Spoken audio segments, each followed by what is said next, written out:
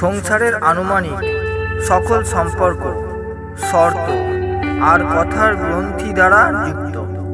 মাতা পিতা হোক, ভাই বোন হোক, স্বামী স্ত্রী হোক অথবা মিত্র, সকলেই জীবনের শর্ত আর স্বার্থের পাশে আবদ্ধ।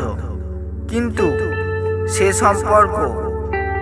যে সম্পর্ক পবিত্র মন থেকে স্থাপন করা হয় আর সৎভাবে পালন করা হয়, তাদের না তো শর্তের প্রয়োজন পড়ে আর না কোনো কথার।